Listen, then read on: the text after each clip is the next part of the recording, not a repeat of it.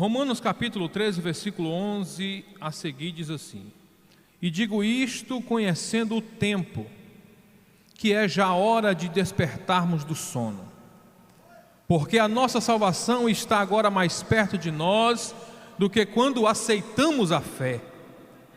A noite é passada e o dia é chegado. Rejeitemos, pois, as obras das trevas e vistamos-nos das armas da luz. Andemos honestamente como de dia, não em glutonarias, nem em bebedeiras, nem em desonestidades, nem em dissoluções, nem em contendas e inveja. Mas revesti-vos do Senhor Jesus Cristo e não tenhais cuidado da carne em suas concupiscências. Podeis assentar, glorificando o nome do Senhor. Como já disse aos irmãos, é uma responsabilidade muito grande pregar no culto de ensino aqui no Templo Central, culto este que é o pastor Otávio que prega, e somos edificados pela pregação da palavra. Mas eu, orando ao Senhor, quando soube que iria ministrar a palavra do Senhor, o Senhor me levou a este texto para transmitir ao coração da igreja que aqui está nesta noite. O apóstolo Paulo, ele escreve o maior container de mensagens na Bíblia Sagrada. No Novo Testamento você percebe que após a chegada de Jesus ser assunto ao céu, a descida do Espírito Santo, o apóstolo Paulo foi uma carta na manga do próprio Deus ao enviá-lo para pregar o Evangelho, para fazer a obra missionária. Gosto muito do apóstolo Paulo, porque ele não tinha vergonha de anunciar a Cristo, ele não tinha medo de dizer a verdade a quem assim ele encontrava para dizer. Ele era intrépido, ele não tinha vergonha, não tinha medo, ele não tinha nenhuma dificuldade de anunciar revelação do Senhor para a igreja ou até mesmo as almas que o ouviam pregar a palavra. Ele era intrépido, até mesmo houve uma resistência dos apóstolos de Jesus, quando o apóstolo Paulo fora separado para o ministério apostólico. Ele mesmo chega a dizer, aqui na carta aos Romanos, que ele é apenas Paulo, chamado para o ministério pelo próprio Senhor Jesus, para anunciar as boas novas de salvação. A Bíblia, então, ela relata que o apóstolo Paulo, ele sendo conhecido dos cristãos, haja vista que ele maltratava a igreja, perseguia, matava, consentia com a morte dos cristãos. Agora ele recebe um encontro com o Senhor Jesus Cristo, e o encontro ficou marcado na vida dele e na vida de toda a geração. Até nos dias de hoje, não dá para falar da igreja do Senhor sem citar o apóstolo Paulo, porque até a liturgia da igreja foi orientada por ele, foi dita por ele através da revelação que o Senhor havia de dar à igreja do Senhor através do apóstolo Paulo. A igreja, então, ela vivia um momento de tranquilidade, porque não era essa a vontade do Senhor. Jesus, quando chegou na terra, ele não pregou apenas para os judeus, ele foi pregar em outras cidades, outras nações, e ele visitou algumas pessoas. Porventura, você lembra da mulher samaritana, que havia uma divisão entre o povo judeu. Samaria não conversava com o povo judeu, e Jesus sentiu a necessidade de anunciar aos outros povos o Evangelho de Cristo. Agora o Senhor, ele chega em Samaria, tem um encontro com aquela mulher samaritana, e ao ter este encontro com ela, ele deixou claro que outras nações, outras pessoas ou todo o mundo poderia ser salvo através dele. Ele entendia, ele tinha convicção que ele seria rejeitado pelos judeus, e a Bíblia diz que Jesus foi posto como pedra de esquina. O apóstolo Pedro vai dizer que a pedra que o judeu rejeitou, agora todos quanto crerem no nome do Senhor, haveria a possibilidade de serem salvos por ele. A Bíblia diz que agora o apóstolo Paulo, ele tinha uma característica diferente dos demais apóstolos, porque ele tinha dupla cidadania, e ele gostava, ele trabalhava, ele gostava, ele tinha um diálogo, ele tinha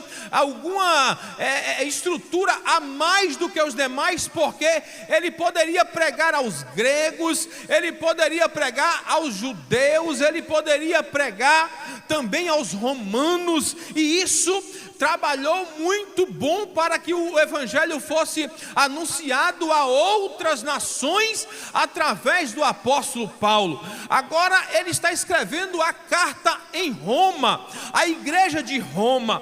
O apóstolo Paulo está orientando, exortando a igreja a viver uma vida santa, uma vida digna diante da sociedade, porque esta é a vontade de Deus. A vontade de Deus desde um princípio ela não muda, porque a Bíblia diz que Jesus Cristo é o mesmo ontem, é o mesmo hoje e será eternamente. A sua palavra ela não muda. Pode passar o tempo que for, pode passar a estação, pode passar, aleluia, no século que for, ela continua a mesma, intacta. Ela não pode ser mudada, porque ela é a verdade revelada à humanidade, aleluia. E nós fomos alcançados pelo evangelho. O evangelho que liberta, que transforma, que muda, que faz uma mudança na vida do ser humano. O ser humano, ele estava em pecado. O apóstolo Paulo revela isso em Romanos, porque ele prega sobre a justificação, e ele prega em várias cartas. Ele vai colocar apenas na carta de Romanos algum assunto relativo a toda a estrutura da igreja, de como era antes da queda, de como era depois no momento da queda, e como pode ser depois da justificação através do novo Adão que é Cristo Jesus. A igreja entende que nós, quando estávamos no mundo, andávamos com a prática do mundo, vivendo de qualquer maneira, mas quando aceitamos a Cristo como Salvador da nossa alma, agora nós temos novidade de vida. Nós não andamos como éramos antes. Agora precisamos proceder melhor, precisamos revestir, aleluia, de Jesus Cristo.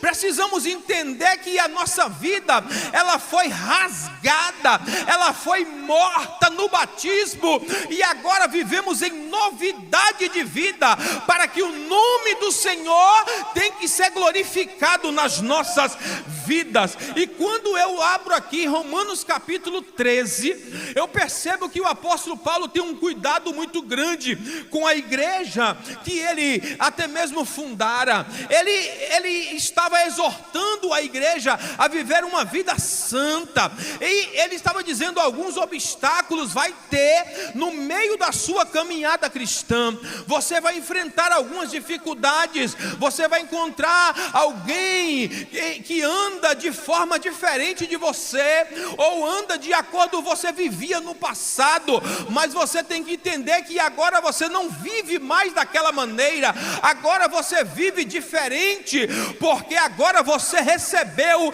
dentro da sua vida, dentro do seu corpo, o Espírito Santo de Deus, e você não vive mais pela carne, mas agora você é guiado pelo Espírito Santo do Senhor. Só quem é guiado pelo Espírito Santo levanta a mão e glorifica a Deus. E ele começa ele termina o capítulo 13, o que me chamou a atenção, ele termina dizendo que está próximo a volta do Senhor. Está próximo. E ele vai dizer: você lembra que agora que nós estamos vivendo neste século, nessa época, nós estamos a cada dia mais nos aproximando da volta de Jesus. É uma grande verdade, porque nós só estamos aqui porque estamos aguardando a volta de Jesus nos ares para buscar a tua igreja. Porque não haveria nenhuma forma de estarmos aqui se não vivermos essa promessa, se não aguardarmos esta promessa que ainda não se cumpriu. Mas eu quero crer que pode ser nesta noite, pode ser agora neste culto. Este pode ser o último culto, então eu quero te convidar a adorar a Deus como se fosse o último culto. A volta do Senhor está mais próxima do que quando aceitamos a fé. E agora ele vai orientar a igreja dizendo: olha, é hora de despertar do sono, é hora de acordar, é hora de você tomar uma nova atitude diante das coisas que você está vivendo ou está presenciando. Se você analisar esta palavra, ela é atual. Foi escrita no ano 57 depois de Cristo, mas ela é atual nos dias atuais. Quantas vezes nós percebemos que as coisas estão a cada dia piorando? Quantas vezes você percebe que as coisas estão a cada vez ficando mais difícil? Os dias são maus, vivemos tempos sombrios na face da terra, onde o amor já está se esfriando no meio até mesmo da igreja. Jesus, ele disse no sermão em Mateus 24, o sermão profético, ele disse que nos últimos dias haveria de acontecer estas coisas, aleluia, por aumentar a iniquidade, o amor de muitos haveriam de se esfriar. E você percebe que não estamos longe de isso acontecer. Nós podemos até dizer que aquilo que Jesus havia dito em Mateus 24, a maioria, por não dizer até mesmo 99% das coisas que ele disse já aconteceram ou está acontecendo nos dias atuais. É tempo de despertarmos, é tempo, aleluia, de prepararmos, porque a qualquer hora dessa o noivo vai chegar para receber a sua igreja. É hora de despertarmos do sono. E ele deixa alguns mandamentos, não dá para falar todos. Ele deixa aqui e eu trago como mandamentos. Ele tinha autoridade para isso. O apóstolo Paulo, ele tem autoridade para isso, porque você não consegue compreender a salvação, a justificação, a regeneração, se você não lê os escritos do apóstolo Paulo. Você não consegue compreender como será a volta iminente do Senhor Jesus, se não analisar as escrituras escritas e deixadas pelo apóstolo Paulo, revelada por ele. Você vai perceber que ele tem autoridade para orientar a igreja, para corrigir a igreja, para exortar, para animar a igreja acerca da volta do Senhor Jesus Cristo. E ele vai deixando alguns mandamentos, e o primeiro mandamento está no versículo 12, ele vai deixando dizendo: rejeitai as obras das trevas. Rejeitar as obras das trevas. A igreja do Senhor está sendo convocada em pleno século 21 a tomar uma decisão, a escolher entre servir a Deus e servir ao mundo, servir ao inimigo de Deus. Os irmãos entendem muito bem essa linguagem. Você está a cada dia tendo que decidir. A cada dia você está tendo que tomar uma escolha, uma decisão, ao que você quer viver nos dias atuais. Porque a promiscuidade, a iniquidade tem tomado conta de toda a raça humana. Nunca se viu uma geração corrompida como a que nós estamos vivendo. Se você hoje sai no centro da cidade, ou até mesmo encontra um estabelecimento, você percebe quão grande é a iniquidade da raça humana na face da terra. Eles nem querem mais ouvir a verdade de Deus dita nas escrituras sagradas. Mas ainda há um povo, aleluia, separado nesta terra, que é a igreja, que ela não se corrompeu com os modos deste mundo, porque ela precisa todos os dias se policiar para não se contaminar com este mundo perverso. E o apóstolo Pedro, na sua primeira carta, no capítulo 2, versículo 9, ele vai dizer quem nós somos. Ele vai dizer: mas vós sois a geração eleita, o sacerdócio real, a nação santa, o povo adquirido, para que anuncieis as virtudes daquele que vos chamou das trevas para a maravilhosa luz. Você é a nação eleita. Deus conta com você para revelar as virtudes do reino dos céus. É o seu modo de viver, a sua forma de andar, a sua forma de vestir, a sua forma de falar, a sua forma de se comportar neste mundo. Vai mostrar a este mundo que ainda tem um Deus no céu que cuida do teu povo. Oh glória! Você não é um povo qualquer. Você não é um povo sem dono. Você tem dono. Você não é um povo jogado ao léu. Você não é um morador deste mundo. Você está aqui de passagem. A nossa mansão celestial está preparada, porque a qualquer momento nós deixaremos este corpo, ele será transformado e entraremos na mansão celestial dizendo: Santo, Santo, Santo é o Senhor dos exércitos. Aleluia. O apóstolo Pedro, ele continua dizendo na sua segunda carta agora, no capítulo 1, versículo de número 4, ele vai dizer: ele vos tem dado grandíssimas e preciosas promessas, para que por elas fiqueis ou se torneis participantes da natureza divina. E eu queria que os irmãos entendessem que o apóstolo Pedro, ele usou a expressão natureza divina. Antes de aceitarmos a Cristo, nós tínhamos a nossa natureza humana, terrena, animal, diabólica, que Tiago chama de sabedoria. Nós tínhamos a nossa convicção, as nossas ideologias, nós tínhamos as nossas vontades, os nossos prazeres.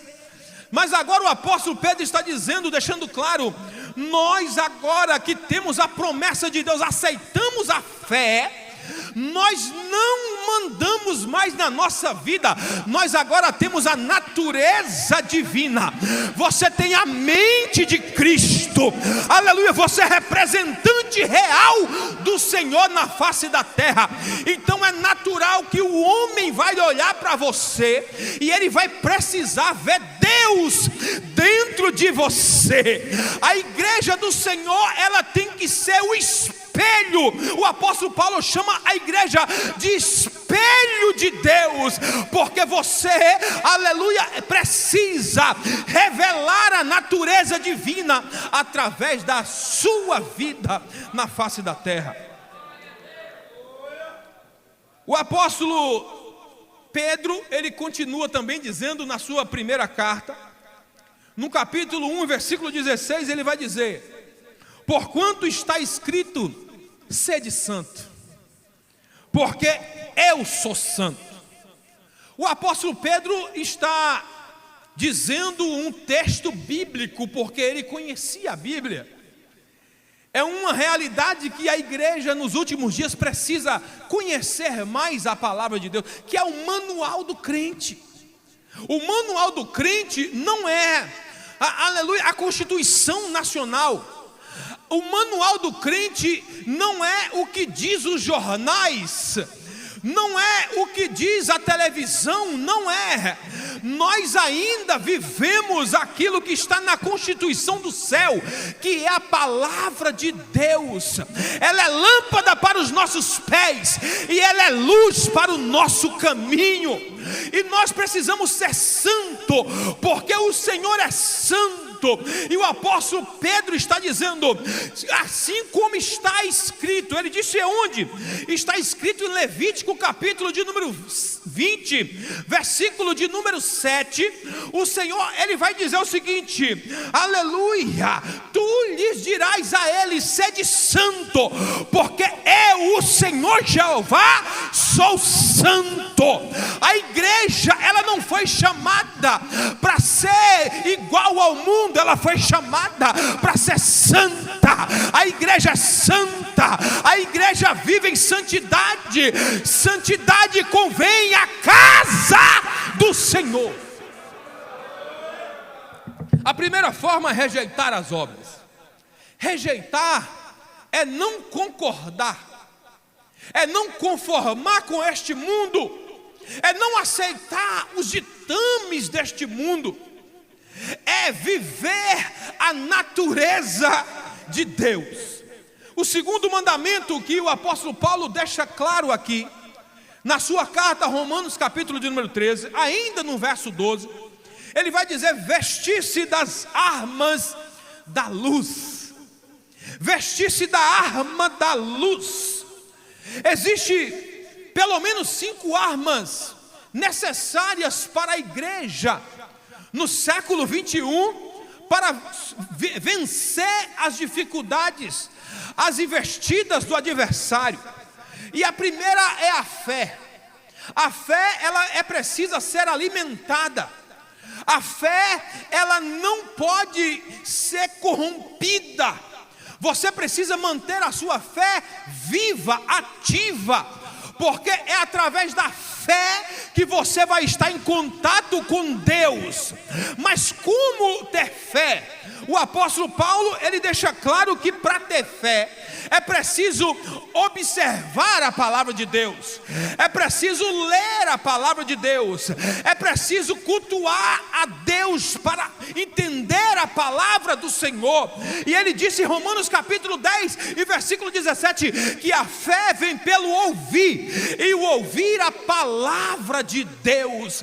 Não tem como você manter a sua fé ativa ou viva no tempo de treva que estamos vivendo, se você não pratica o ato de congregar, de estar na presença de Deus, de ouvir a pregação do Evangelho de Cristo. É apenas ouvindo a palavra de Deus que a sua fé vai sendo gerada dentro de você.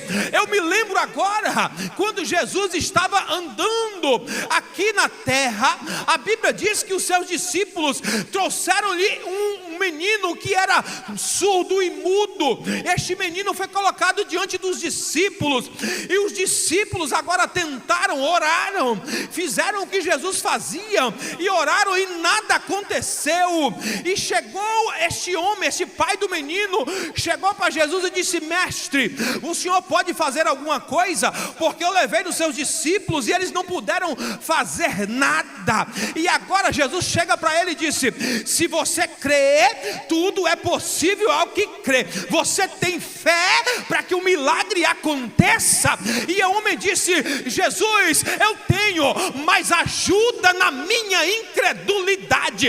Entenda, só o fato de ele conversar com Jesus, Jesus implantou dentro do coração dele a fé, porque a fé vem pelo ouvir, e ouvir a palavra do Senhor. Aleluia. A segunda arma arma que nós precisamos nos últimos dias é a arma da oração.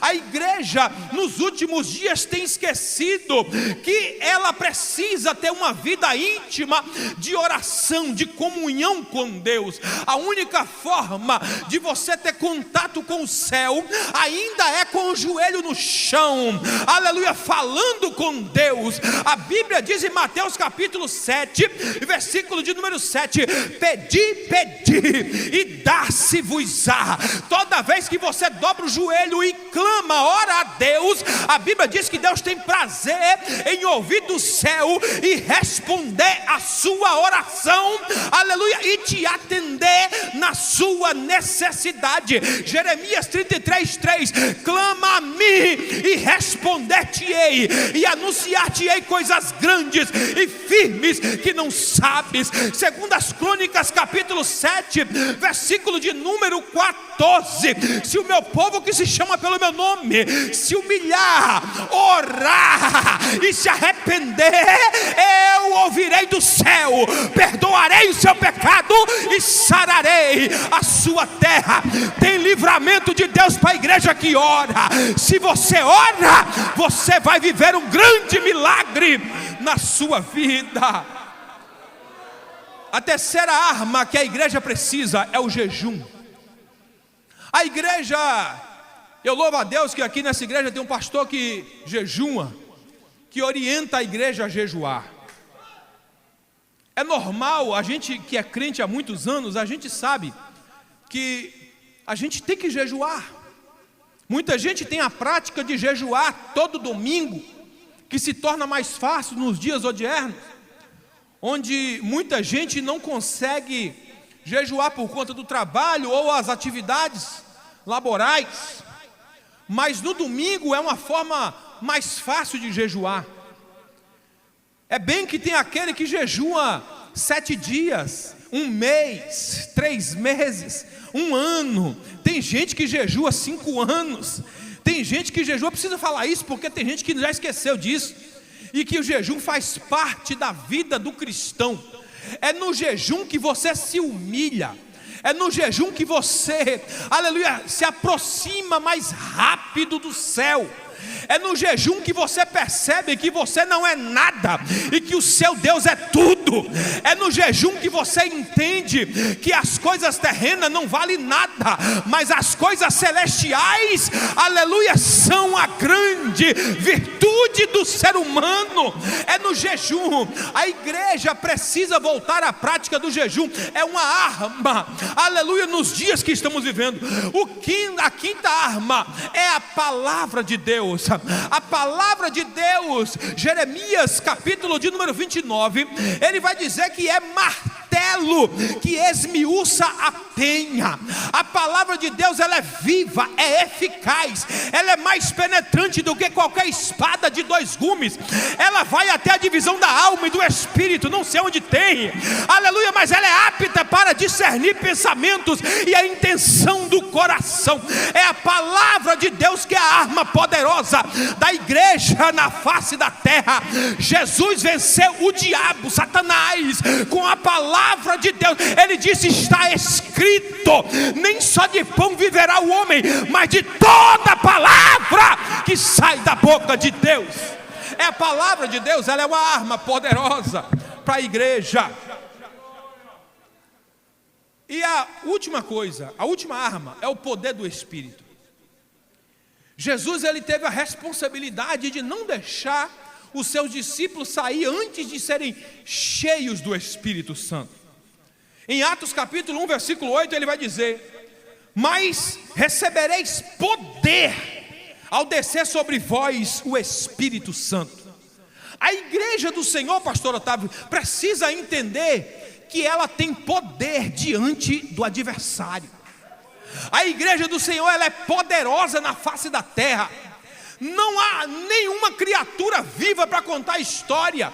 Todos que tentaram contra a igreja faliu, foi destruído, até mesmo morreram, estão debaixo da terra. Não tem como nenhuma potestade se levantar contra a igreja e vencer. Foi Jesus que disse: esta é a minha igreja, as portas do inferno não prevalecerão contra ela. A igreja, ela é poderosa. Quando fomos cheios do Espírito Santo, nós recebemos poder de Deus.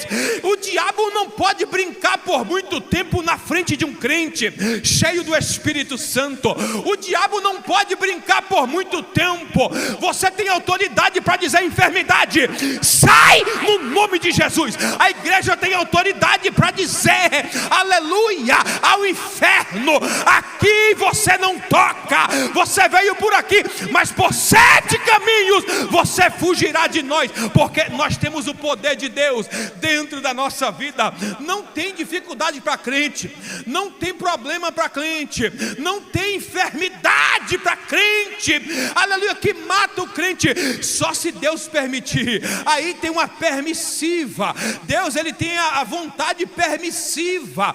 Mas eu conheço a Bíblia, você também conhece, e sabe que Deus, aleluia, ele não consegue, aleluia, ficar muito tempo sem responder um coração contrito. Foi Davi que disse: a um coração contrito não rejeitará o Senhor. O Senhor está sondando corações de pessoas aqui nessa noite, está vendo a sua necessidade. Ele não despede o teu povo vazio. Ele já mandou esta palavra para o seu coração: aumenta a sua fé, porque tem milagre de Deus para você. A Bíblia diz em 2 Coríntios capítulo 10, versículo de número 4. 2 Coríntios 10, versículo 4. A Bíblia diz que a arma, o apóstolo Paulo, a arma da nossa milícia não são carnais. Tem gente que tem que entender esse versículo. A arma da nossa milícia não se discerne na carne. A arma da nossa milícia, a nossa luta não é contra a carne. Nós não devemos lutar carnalmente. Nós precisamos entender que a nossa luta não é contra o irmão da nossa igreja. A nossa luta não é contra os pastores. A nossa luta não é contra os líderes. A nossa luta é contra os principados e potestades que andam ao derredor da igreja, procurando uma brecha para fazer uma tragédia. Mas a Bíblia deixa claro que as armas da nossa milícia não são carnais, mas poderosas em Deus para a destruição das fortalezas. Ei, o inferno não manda na sua vida, porque você está revestido da couraça da justiça, do poder de Deus na sua vida. E ele dá uma série de orientações: andar honestamente, andar em amizade, não em briga, em contenda. Ele vai dizer: revesti-vos do Senhor Jesus. Ele está dizendo para a igreja: você precisa revestir. Significa que a vestimenta que você está enfrentando ou vestindo ainda é pouco diante das afrontas que você tem enfrentado. O Senhor quer revestir crente aqui nesta noite. Você precisa entender que você não vive como o mundo vive. Você precisa ter uma renovação espiritual da vossa mente. Você precisa compreender que o Senhor quer revestir você, para que você fique mais potente no mundo em que estamos vivendo, e viva a novidade de vida. E Deus vai continuar abençoando a sua vida. Deus abençoe. Continua orando por nós. Obrigado, pastor, pela oportunidade.